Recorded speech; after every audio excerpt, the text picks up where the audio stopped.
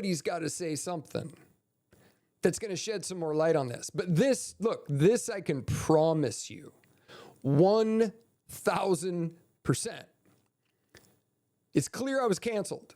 It's clear there was probably some things said and passed and gossiped, however you want to look at it. Statute of limitations is probably gone. I'm not out for blood. I don't want to sue anybody. But if anything new comes out, if I hear anything rumbling, if somebody attacks me online or puts out there that I've done something that obviously isn't true, I am going to sue your fucking face off. I promise you that. You can't have regrets for the bad things that happen to you. They're just as important as the good things. I've learned way more from my mistakes than I have from my success. I said Hollywood would die the day I pulled out of town. We're good. You got your seatbelt on? Seatbelts? Seatbelts! But don't ever miss an opportunity to call someone out for being a dick. I wasn't the one who started this bullshit, but I will do what it takes to end it. What is it that scares so many people around here about me? It was obviously my coming off like I was pro-Trump. I did. I came off pro-Trump after he got elected because that's my natural instinct when people are talking negative about something to just kind of defuse that. Like, no, it's not as bad as you think. Like, there's no reason to get that mad about it. Why is everybody so upset? Like, I'm sure it sucks. It wasn't the candidate we liked, but it's not going to be so bad. So I was already seen around here as a person, an incredibly liberal Democrat would have seen as, oh God, we got to get rid of him. We cannot know. We have to paint this guy something. We have to ruin his reputation. We have to do something that takes him out. But the problem was, I don't have any skeletons. Like, I'm not a cheater. I'm not a drinker. Like, I don't do anything. I'm a dad. I play with my kids. I do projects with my wife and my kids, and that's who I was. So the fact that it's so easy just to take a person out like that kind of shocks me. And what I'm like more interested in knowing is, yes, how deep does it go? How deep does the damage to my reputation go? I mean, there's a few things that obviously if I get a job, I have to have a background check done. And, you know, I've got things in my background that I've got to fend off a little bit. You know, they're fendable. They're total, like, easy ones. But what I don't have to fend off is what I guess was used to do this to me, to debank me, and, you know, the allegations, the court documents of restraining orders and domestic violence and all that crap, which I think is all like not an issue because the restraining order that I did have granted, which was a joke, but also kind of fun and interesting to go through the process and defend myself and learn a lot more about pro se representing myself in court. But so I don't think that I have anything to worry about there. It's not found on a background check. It, you know, basically becomes a civil thing. I didn't lose my Second Amendment rights. I almost did.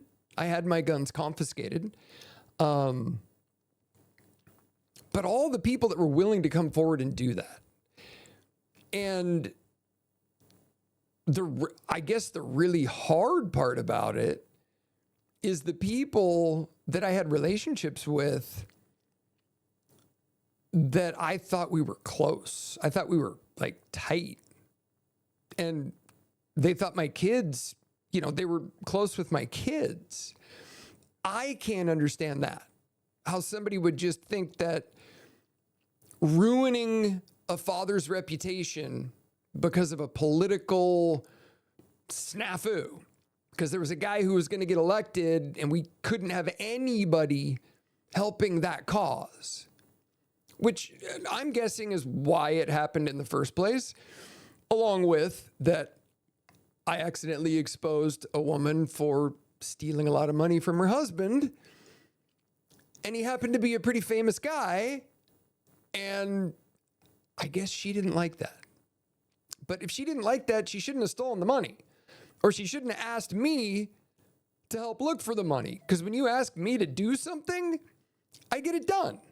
Like, that's what I do. That's why I ran the cannabis business for all the Democrats in Seattle, because I get shit done. And we did get that done. We got a lot of that done. And it operated, and we hit our numbers, and everything was going in the right direction, and investors were going to maybe make their money back. But no, the whole thing had to be torn down and destroyed, and all the efforts by all the people who were pulling for me then, who won't talk to me now, all the people just lose. My kids lose their house. Everybody loses, except there are a few people who did win. I mean, there's a lot of people who inherited some estates in the last decade. My mom died. My grandma died. I got none of that because I was on the cancel list. So my kids lost tremendously, like massively. They lost their family. They lost all their friends. They lost their confidence. They lost their ability to grow up and maybe make it to adulthood without generalized anxiety disorder. That's what they lost. You know, if I have to go find new friends, whoopee fucking deal. I don't care. Like, I don't need you. It's you guys who need me. And if you don't want me around, if I was no fun to have around, if I didn't make life a little bit better by being around, by being positive, by telling everybody you can win if you try hard enough, if that kind of energy is not what you want around, all you have to do is ask me. I never want to be where I'm not wanted, so I'll leave. I don't care.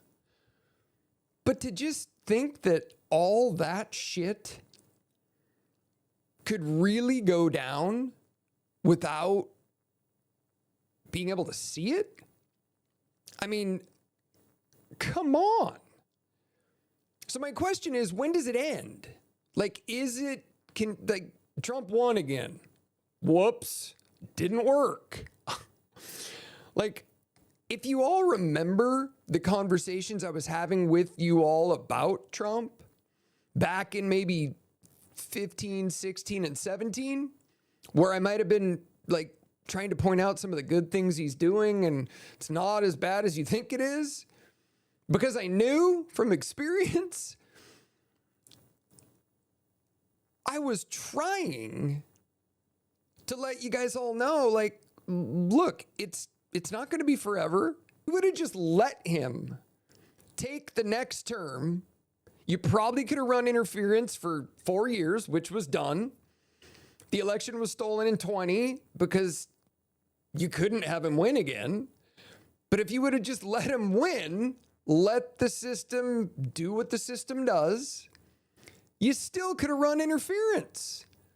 And the amount of damage that potentially now will be done because of all of this bullshit lawfare and all this just changing the rules about everything. If we would have just let him go, we might all still be friends. And I mean, I know there's a lot of fear around because you can sense, like, you know it. People don't want to talk to me, interact with me, support me, whatever, because of a fear of backlash. I mean, that's obvious. It's everywhere. Look, here's what you got to understand about me. it's really fucking hard to fool me. I mean, it is. I have a traumatic background with family and people to where I've got a survival instinct and a perception of what's happening around me that's off the charts, better than anybody else's. That I can promise you. Like, I don't brag about it, but I still have it. And I know there's a lot of people out there who know that. And I know that there's two groups of people. There's the group that maybe we were always politically different. Maybe we debated in good faith and fun over the years, which has been forever. And I've debated on both sides. Like, I'm right in the middle. Right, dead center, used to be center left. Now I'm center right because the world changed, not me. But there's that group of people who are like laughing, like they love the fact that I was canceled. They love the fact that I had my business destroyed, lost my house, had 2 divorces, life went to shit. Like, they'll laugh at me, run into me in a restaurant or a bar and stand and just laugh at me. Like, there's those people. And then there's like really good friends who are just are going, holy shit. I can't, no, I don't even know what's happening. And that's totally understandable. 100% completely understandable. But I want to know, when does it get back? When does it get back to everybody gets the same fair, equal respect and treatment? Or am I some sort of a weird martyr now because I stood up for Trump? Which again, was only because I have a knee-jerk reaction to try to balance the energy in a room. It's what I did for my career. I was doing some Facebook Live stuff the other week, the other month, whenever that was, and somebody said, wow, you sound like a politician. Well, that's kind of what I did for a living.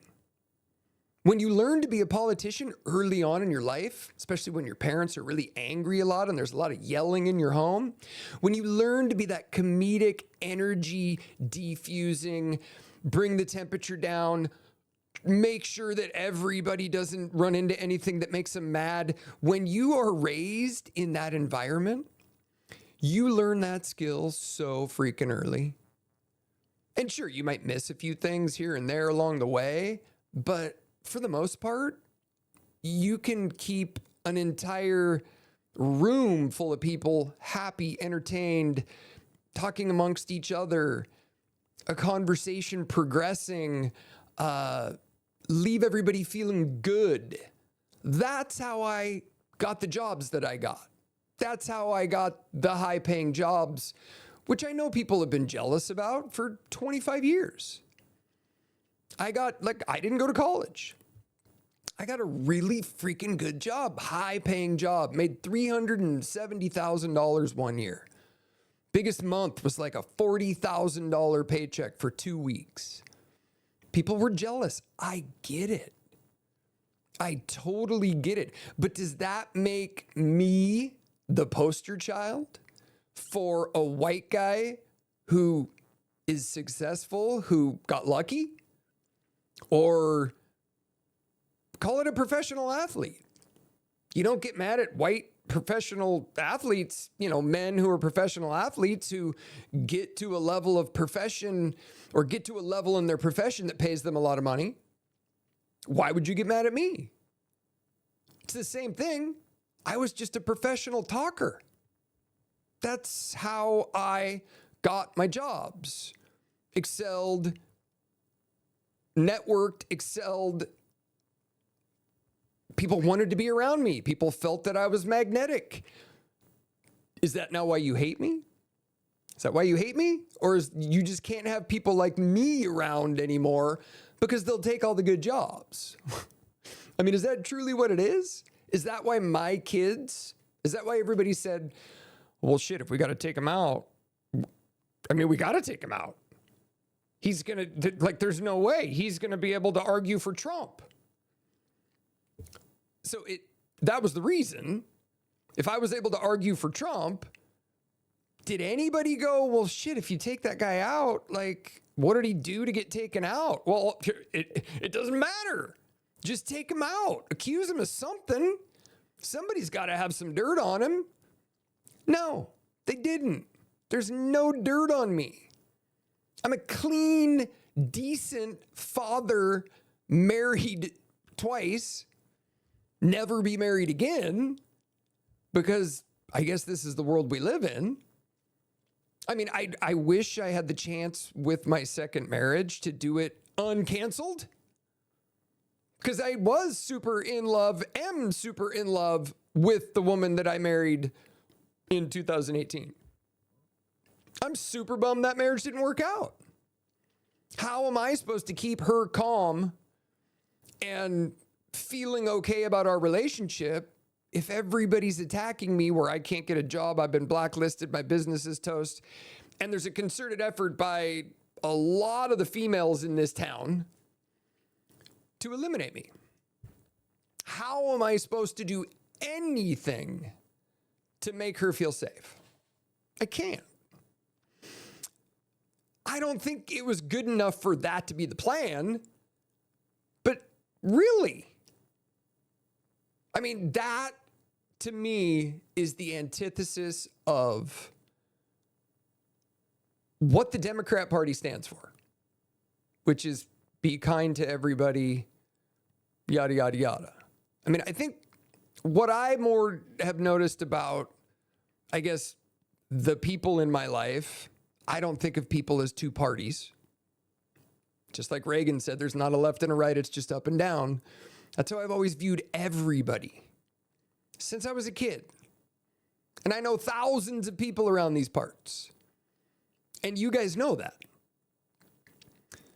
So I don't view people as left and right. I've always just looked at us as one big group and community that lives around, you know, in the Pacific Northwest, in the South Puget Sound, all connected by the water. Which I did a lot of, connecting people by water. I went to a lot of high schools. I got kicked out of high schools. What can I say? There's a couple friends of mine that, you know, bounced around to high schools too. We cross-pollinated this town. And now we're just going to throw away all of those years-long relationships and all of that amazing energy and time spent with one another over politics. This is, I mean, I hate to say it, but it's dumb. And all we are is further down a road nobody thought we'd be down. That's all it is. We're further down a road that no one ever expected we'd be down. And there's anger and resentment, and it's like the level of what's really funny is when you do end up confronting a few people that you have known for 30, 40 years, know your relationship has been nothing but mutual respect both ways for 30 some years. Seeing somebody who has to come up with something to be like the reason they have sent you outcast, the reason that they think and agree with everybody that you're bad. That is funny. Well, what did I ever do to disrespect you ever? I wore jeans, dark jeans, on a dinner night with the team. That was my father-in-law. That was I jeopardized our relationship, our 30-year, whatever, how long it was, 25, our almost 30-year relationship. That's why I was now not being accepted by the family anymore. I was bad. I mean, they went along with it. They had to. I think it happened because of political pressure, because people were like, look, no, we can't have him around. And he's a staunch Trump supporter. He'll sit and scream at the TV, talk about Trump and Trump this, and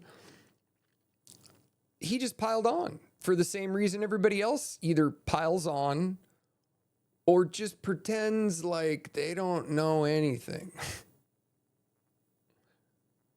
Because they don't want to be caught up in it. I remember when it happened with my neighbors, Dan and Kathy, who again, I thought we were family. I thought I could trust like my kids with them like they were grandparents. Trusted them that much. I was closer with Dan than anybody in my life. I felt like he knew me more than anybody in my life. I would have died for the guy. And I remember when he kind of was forced to make the decision. It was like, okay, it's on. I'm supposed to start doing it now. It was right when I started coaching football. I literally stepped in the first day as offensive coordinator for my son's team with my buddy Jack and all the kids. And we were just out to give the kids some confidence and, help them put together a good football season. But when he threw me the football when we were getting started, I could tell by the way he threw me the ball that it was on, that it was happening. It was starting. That was the beginning of me being labeled, can't have him. Because I remember it vividly for the month or two leading up to football. But I'd go up to their house 3 times a week, 4 times a week for coffee in the morning. We'd sit and have coffee every morning. And for the few weeks, month and a half leading up to football, Kathy was actively trying to convince me that Trump was a horrible, evil dictator who needs to know. And I don't debate ever. I don't get riled up about anything. If I'm having a discussion about something, I'm articulating from knowledge and experience. And all I tried to do, again, it was more of a knee-jerk reaction because defending somebody like Trump, for me, coming from the business I came from, wholesale investments and outside sales and aviation and just all the experience I have, I can kind of debate the neutral ground on this topic. I just wasn't going to let her convince me that Trump needed to be eliminated in 2016. That was not going to happen. And when she figured out, I can only assume this, but when she figured out that I was not going to choose to despise Trump, I was not going to let go that we should just give him a shot, that's where it started. That's where it all really kicked into gear. But she didn't tell me that. She didn't articulate that to me. She just started being a little colder and a little colder, a little colder. Dan and I were still close, and I thought we were, but there was eventually a point where he had to start sneaking out of the house to even come visit me. And now he's not even allowed to talk. He's not even allowed to see me. And even my ex-wife's boyfriend, he doesn't want me around the house spending time with them, even though we were totally fine and hung out when I was married. When I got remarried, I'd hang out with my ex and her boyfriend, who she's with now, and everything was fine. But now I'm not really allowed to be around. Too much risk. In his mind, that's what it is. It's too much risk. I was a political cancellation, a political takeout. So when does that get back? When will that ever go away? People are committing suicide. This is real. I have personally talked to, I think there's been I think there's been 5 suicides that I know of friends. One woman, Natasha Scott, committed suicide. I remember hearing about that in like 2019, maybe 20. That was sad. Like, I don't know why. The guy who lived here, where I'm living now, he committed suicide. And I wonder if all these people, I mean, obviously not Natasha, but I wonder if the people that I've heard of, I mean, my son's classmate at Gig Harbor High School, sophomore in high school, committed suicide. Young white kid. Could it be because maybe his parents were in the same boat? His white, successful father was a Trump supporter? I don't know. I'm not speculating that. I'm not saying that. But is that what it is? Because, I mean, sure, there's going to be some people who go, oh, that's too bad. You know, and there's a few people like that. I hand it to them. I mean, it is nice to, like, through Facebook or, you know, very subtly just kind of give a wink. Kind of reminds me of the old fish thing that all the, you know, the people who had the fish on their car. I think everybody correlates it with like a Christian symbol or a Jesus symbol. But from what I remember, the fish that people had on their cars, that was a symbol or a sign. One person would walk up and go, drag their foot in the sand to make one side. And then if the other person was like sensing, they would finish the fish and drag their foot the other way. And that was the way they'd be like, okay, you're good. I mean, it's persecution. It's living in, it's like, I guess it would be like living in East Berlin during the war. Certain people are persecuted and isolated. Totally me. Blacklisted. Can't get a job. Did my kids deserve that? What about the people who perpetrated it? Should the people who perpetrated that, I mean, should there ever be any kind of justice for that? Tell me, should there ever be any kind of justice for it? I mean, I've just decided that the only way this is going to work, I mean, YouTube's got me shut down. Instagram's got me shut down. They all have me shut down. So this, I guess your name can go up a list, go up the ladder. And I'm going to find out at some point where this goes. I mean, I guess I'm just going to have to start doing TED Talks on being canceled and what you do to deal with it and what are the steps to get out of it. Are there any attorneys that'll help? You know, no attorney will touch me. I've had to start doing all my own legal work. I use AI to help me kind of evaluate what it is I'm doing, draft some documents, then I have to format them and create them. And it's so far, it's been way easier than dealing with the attorneys I've dealt with in the last 10 years. I mean, my accident attorney, I was going to handle my own case. I had 2 car accidents. I wanted to do it all along, but it just got too much. I ended up getting remarried.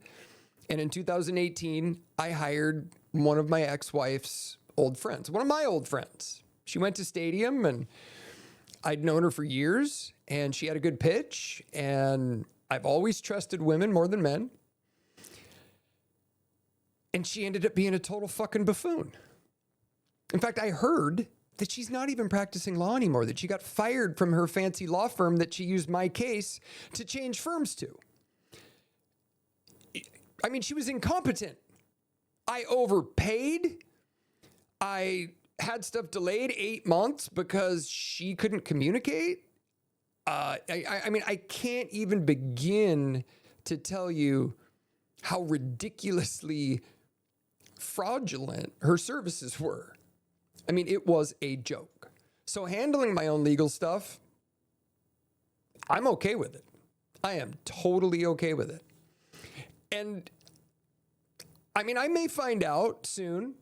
I haven't litigated too much. I haven't done I've done a little bit of ex parte work. I've filed some motions. I've done a little bit of litigation, but with my aunt's case and with going for this judicial review, I'll find out.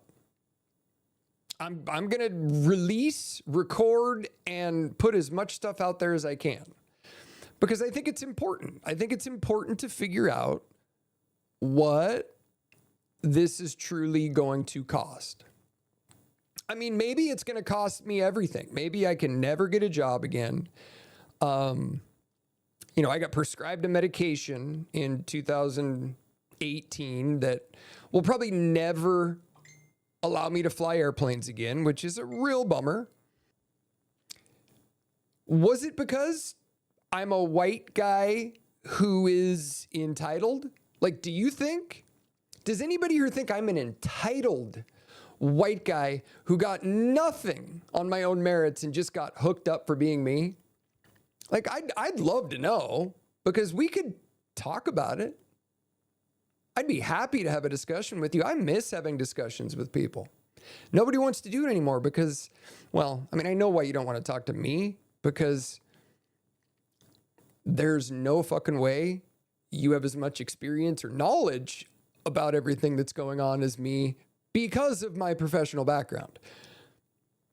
Sorry I got it without getting a college degree, but you all remember me. I just came and visited everybody at college. I kind of spent a quarter or a semester at 6 or 7 different colleges because it was all about networking and just being able to communicate with people and learning and paying attention and being able to listen to another person.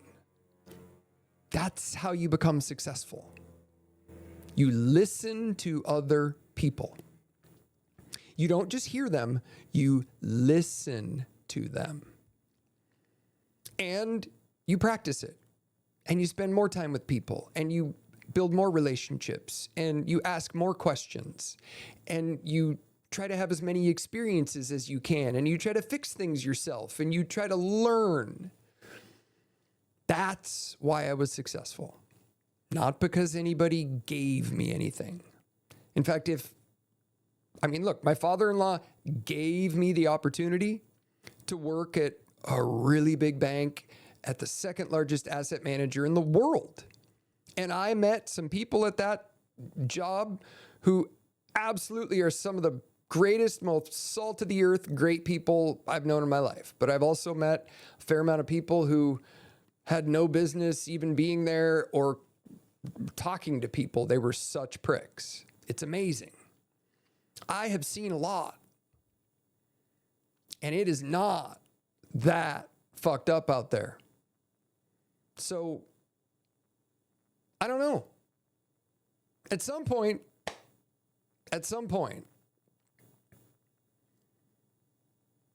somebody's got to say something that's going to shed some more light on this. But this I can promise you, 1,000%.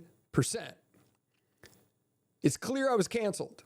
It's clear there was probably some things said and passed and gossiped, however you want to look at it. Statute of limitations is probably gone. I'm not out for blood. I don't want to sue anybody.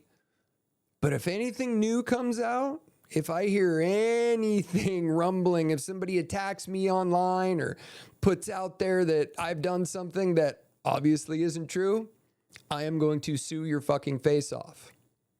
I promise you that. That's why you don't cancel guys who don't have a spotty history. I mean, are you kidding me? The restraining order, requests are almost comedy. Almost comedy. I am the most passive, verbal, just kind, calm people you will ever meet. And for somebody to file a restraining order or call me violent or any of the other accusations that can take place, it's hard for them, even if they are angry, because they know that they're writing something about me that is not true. So how are we going to fix this? We can't live like this for another 2 years, 3 years. It's killing the kids. My ex having to keep this whole like story up and like pretend with the kids that nothing happened, that like, oh my God, we got to make him think that like he's just going crazy. He'll go crazy soon.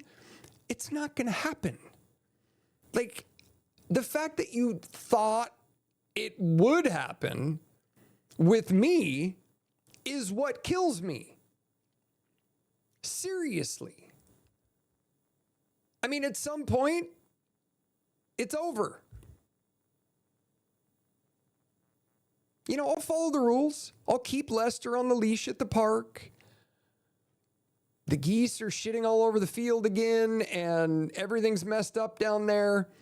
I mean, I hope, this is what I hope. I hope that this wasn't done just because everybody was stealing money and killing their freaking parents. Because my tight-knit group of friends, their parents died during this whole cancellation, and I was uninvited from the funeral. And I loved those people dearly. They were my second or third set of parents. I had a lot of really, really nice things to say about them. And I was uninvited to continue and perpetuate this bullshit. And that wasn't fair to them. I didn't get to grieve them. I mean, I have now, I think. But shame on you guys. Was it all because you wanted to fuck with the estate and rip off your family or a certain member of your family like I was ripped off? Did everybody do that? Did everybody take like the one person in the family that they thought was the conservative and knock off mom and dad or infect them with COVID and then make sure they signed a change to the estate so you could screw your Trump supporting brother or cousin or nephew? Because if you did, shame on you. Like seriously, shame the freak on you. I didn't think it would be about money. I mean, it's usually about money and power, which that's what everything is about. So if it's about money and power, I guess that would make sense. But that's dumb. But we'll see where this goes. I mean, the movie's going to be freaking amazing.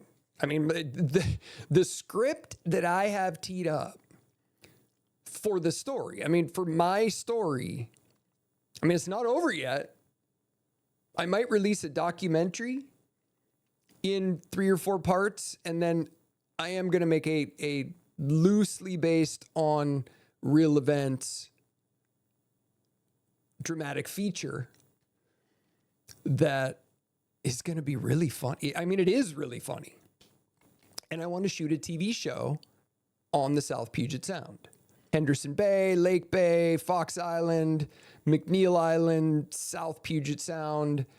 It's a really good idea too. If there are any creatives who do want to do some recreation scenes, I want to shoot some South Sound recreation scenes from the mid to late 80s.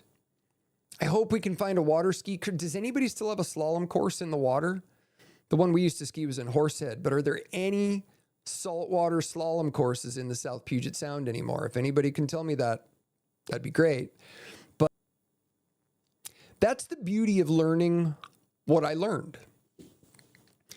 Because of what I learned, because of what I made sure I grasped in the time that I was there while I was with the banks, I wanted to know how to trade. I wanted to know how these big shot managers got these solid returns over 10, 20, 30 years. So I paid attention the whole time. And then I traded for a good 10 years, taking my lumps. So I guess if I am going to lose my ability to get a job, have my resume blacklisted and all that stuff, it's a good thing I taught myself how to do that, because now I'm going to manage money and launch a media business and probably help launch a few other companies, which I am good at when I'm not being attacked from all angles. So what do you think? All right, we'll see you the next time.